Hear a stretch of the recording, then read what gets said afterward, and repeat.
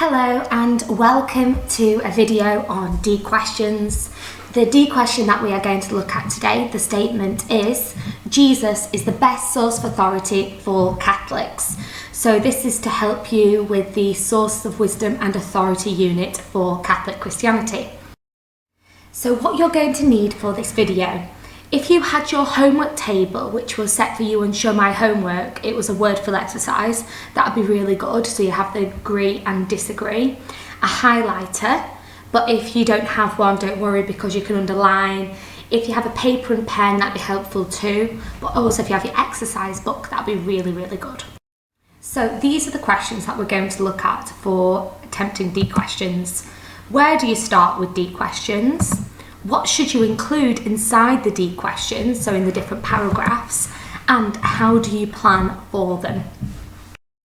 So where do you start with D questions? I always first examine the statement and then I look at what bullet points are needed. So every time you get a D question, it'll give you certain bullet points. What are the bullet points asking for you? It's very important. So examine the statement. What is the statement asking and how can you argue against the statement? So the statement that we've got here, Jesus is the best source of authority for Catholics, I like to turn it into a question. So the question is, who is the most important source of authority for Catholics when making decisions? Is it Jesus? It's easier to turn it into a question. Also think how you can argue against the statement. So why is Jesus not important for making decisions? If you approach it like that, it can be quite difficult because Jesus is really important for Catholics, so you've got to be really careful when turning against it. So instead, you can argue against the statement by saying other sources of authority are better for Catholics, for example, the Pope, the Magisterium, and the conscience. So now I need to look at what bullet points are needed. So in this statement, it says I need to just refer to Catholic teachings. So that means only Catholic. If I throw in some Protestant teachings, some non-religious teachings, some Jewish teachings, that won't get any marks. You're wasting your time. Don't include those unless it is stated. It then tells me to reach a justified conclusion. This means a conclusion which is fully explained and it's balanced. You've really explained why you agree and disagree, what you think. If you don't include all the elements, all the bullet points the statement is asking you, the question is asking you, you can only get maximum 6 marks. So for example, if you don't do a conclusion, the maximum you can get is 6 marks. It's really important to read those bullet points. So, what should you include? There's no set formula. The exam board didn't want a set formula. So do you know, like in a B question, it's a P-E-P-E. In a C question, it's a P-E-E-P-E or P-E-D-P-E. So point, evidence, develop, point, explain, develop, whatever. They don't want you to do that because they think it can limit you. That's quite difficult sometimes. People like a formula. But instead, I want to just tell you what you need to include and you can go from there. So how I do it is with 3 paragraphs.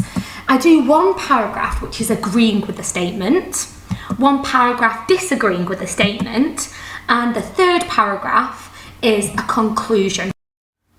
So when knowing what to include, it's really good to understand how it is marked. The D questions are band marked. That means it has a best fit approach. So if I read a D question as an examiner, I can see, right, it maybe doesn't fit into level 4. It's a bit better than a level 2. Maybe I'll put it at a level 3. Is it top of level 3? Is it bottom of level 3? And I'll work out the mark from there. It's banded. So we're going to have a look at what you need for a level 4 because obviously that's what we're all aiming for. So it says you need logical chains of reasoning. So we're going to go on to that more in the next slide. All these elements will go on to the next slide. You need correct knowledge of a religion and belief and thorough understanding. Clear judgment, so I believe, I reject, I agree because. A appraisal, which is assessing the worth of an argument, how weak or strong or valid, invalid that argument is, and obviously a fully explained conclusion.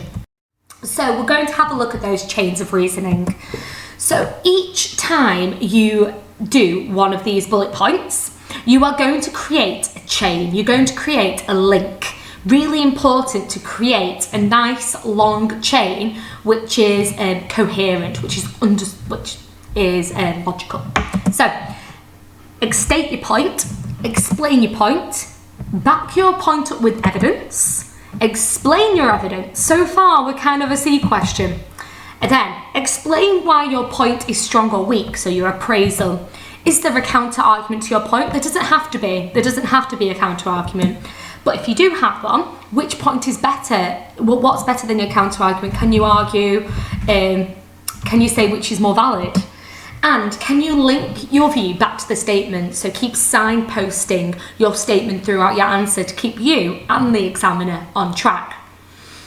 You can actually split this up into two categories. So you've got your first one, which is your knowledge, your AO1, your assessment or objective one, and that is all about knowledge. So you'll again see it's really similar to like a C question. Obviously the D question, it's challenging you further, it's setting those apart. So that next part, which is where the money is your judgments and appraisal. This is your AO2, assessment objective 2, and it's where you are evaluating, you're giving judgments, and that is where the big money is. Also important, the aim is, like I said, to create many logical links that explore and develop the statement.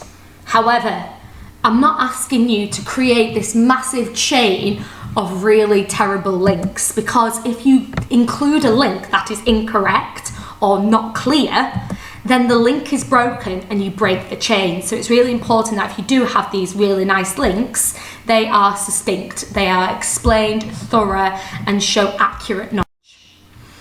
Right, now we're going to have a look how we plan. So I start off with an agree and a disagree, and I'm going to plan a lot more detail than obviously I would if I was doing this in an exam, but this is for the sake of a video and to show you so you can practice. So I would start out with an agree and disagree table. Next to each of those agree and disagree, I would have my strong and weak. So I can say whether one of the points I've given is a good point or a bad point. Is it weak or strong? So there, you can put your knowledge in the agree, disagree, and the judgments appraisal when you're planning it's like that, just to show you. So for the sake of this statement and for the sake of this video, I'm going to use the table that I set for you for homework. So if you could have that out, that'll keep you on track. So I'm going to have a look at the first point and the first agree point, and we're going to say whether that is strong or weak. First of all, I'm going to explain it.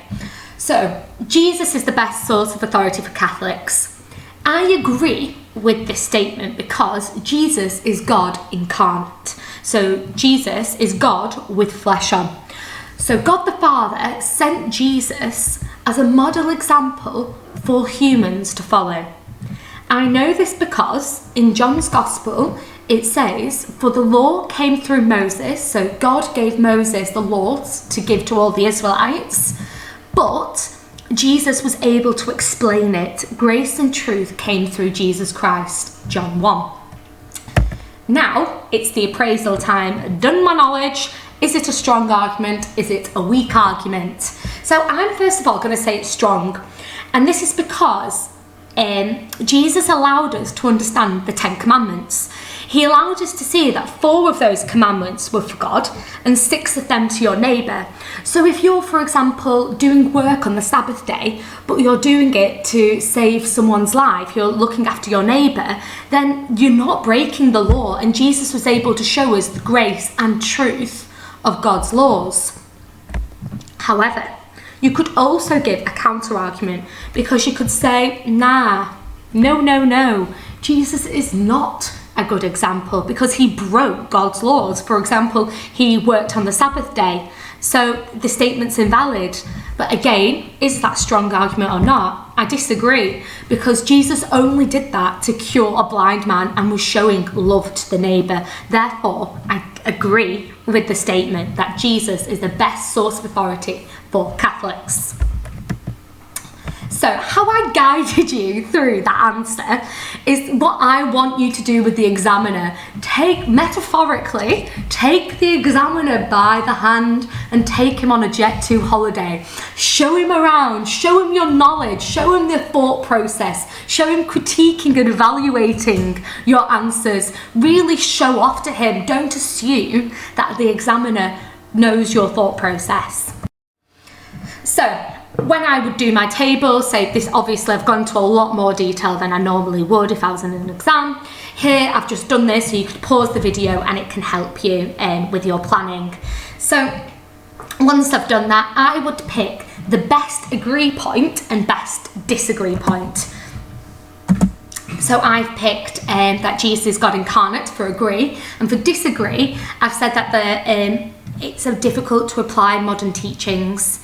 It doesn't mean that the rest of your agree and disagree points are rubbish and are not going to use, like you've not wasted your time, because you can actually use them in your appraisal. This is a plan, it's a brainstorm to get all your ideas down. You can use these when you're appraising and to really develop your answers. So we've now looked at the different things, at all the different questions, so the things that when we start, what we need to include and how we plan. I'm now going to show you how I would write it and show you those different elements, and I've highlighted them in the paragraph. So this is the knowledge part of my paragraph 1. Some may agree with this statement that Jesus is a good role model for Catholics today because Jesus was sent by God as a moral example. So I've stated my point, he's a moral example. This is through God coming down in human form, Jesus, to show the world how they should live. I've explained my point. In the Bible it says, "For the law came through Moses, but grace and truth came through Jesus." This means that Jesus is important as he allowed us to understand Moses' law. I've given my evidence, which is a source of authority, and I've explained it. Perfect, okay? At the moment, it kind of looks like a secret. This is where the money is, your appraisal. So I'm now going to say if my point is valid or invalid. I believe that this is a strong argument, as Jesus allowed people to understand that Moses' law, the commandments, was split up into 2 categories, 4 for God and 6 for your neighbour. This is important as some people were not following through the main purpose of the law, therefore I believe Jesus is a good example. Now I'm going to do a counter-argument. However, one could argue that Jesus is not a good example as he broke laws, e.g. he healed a blind man on the Sabbath day. However, I believe that this point is invalid as the reason Jesus broke the law was to show us the real essence of the commands and that we need to love our neighbour as we love ourselves. So I've gone for my counter-argument and appraised it. I've said, is that got worth? Is it better than my strong or weak argument?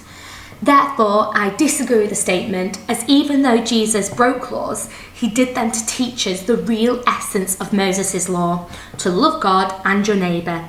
Therefore, I agree with the statement. Perfect, that's my paragraph 1 done. Let's have a look at paragraph. So, some may disagree with this statement, as the magisterium allows us to understand Jesus' teachings and apply them to modern day, so I've stated my point. For example, Jesus does not explicitly speak about global warming, so the magisterium, led by the Pope, wrote a letter, explained it, my evidence is Laudato Si. So this was to educate Catholics on global warming and their duty for the world. So there, I've given my knowledge part. Now it's time for the moneymaker, the appraisal. So I'm going to explain why it's strong or weak. I believe that this is a strong point, as the Pope was trusted by Jesus to have authority and build the church on earth. I know this because Jesus gave the first Pope, Peter, the keys to the kingdom of heaven. This means that the Pope has authority, and due to the apostolic tradition, the teachings we are being taught by the Pope, e.g. Laudato Si, are actually Jesus' teachings.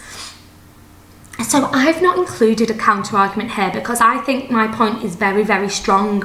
I can't counter it, I think it's very good. When I've used terms such as apostolic tradition, if you're like, what? And you kind of don't know what I'm on about, go back to the revision guide. It's on the system, it's on Show My Homework, and some of you, majority of you, have a paper copy of it. But also go onto the Instagram because I have done a few posts of it and I'll repost it this week. So now I'm going to link it back to the statement. I think this is a very valid point, as no one can argue Jesus' teachings are no longer important, but the magisterium allows Jesus' tradition to be continued so it can still be applied today. Therefore, I am able to disagree with Jesus that he is the most important source of authority, as I believe the magisterium allows the teachings of Jesus to be relevant and up to date for today. So there, I've linked it back to the statement. I've not gone against Catholic teachings because I've said Jesus, is still important, but is it explained to a modern audience better through the Pope? Right, now let's have a look at the conclusion, the third paragraph. Here we go. Your conclusion is basically paragraph 1 v paragraph 2, who's the best? So again, guide the examiner through your answer. So state your opinion, explain your opposite side, so a balanced view, so why someone may disagree, and justify your opinion. It's a summary, I'll show you. So, in my opinion, I disagree with the statement that Jesus is the most important source of authority for Catholics today. So I've stated it, I've said what I believe. Now I'm going to go for a balanced approach. However, I do understand why someone would disagree, because Jesus is God incarnate and was sent down for humans as a model example. Balanced. Now I'm justifying my opinion, justify why I said that. Why I disagree. However, I believe that the magisterium is more important for Catholics today, as they are able to interpret the teaching of Jesus due to the apostolic tradition to a modern context. This is more useful to Catholics today, as they are still able to understand the teaching and tradition of Jesus, but in an updated context, so we know how to act as Catholics today. Therefore, I disagree with the statement that Jesus is the best source of authority for Catholics. Beautiful. Let's recap. I'm really upset that there's a 3 there, but I've done this video in one take. I'm not going to let it affect me. That 3 is very, very sad. So, first of all, you look at the statement. So you examine the statement, turn it into a question. Is Jesus the best source of authority for Catholics? What bullet points is it asking of me? I then do a quick plan. The agree and disagree is the knowledge, okay? The strong and weak point is the money makers, and that's saying if a point is valid, invalid, strong, weak. Okay, I pick the best points for my agree, best point for my disagree. The other points aren't wasted, I can use it in my appraisal. My agree goes in my first paragraph, my disagree goes in my second paragraph. I have to show my chains of reasoning, guide the examiner through my thought process, and then it's on to my conclusion. So my conclusion is paragraph 1 versus paragraph 2, which is the best? Remember, it's balanced view. Okay, wow. I really hope that was okay. I hope it's allowed you to understand. Just try your best. That's all we want from you. Thank you so much. See you later. Bye.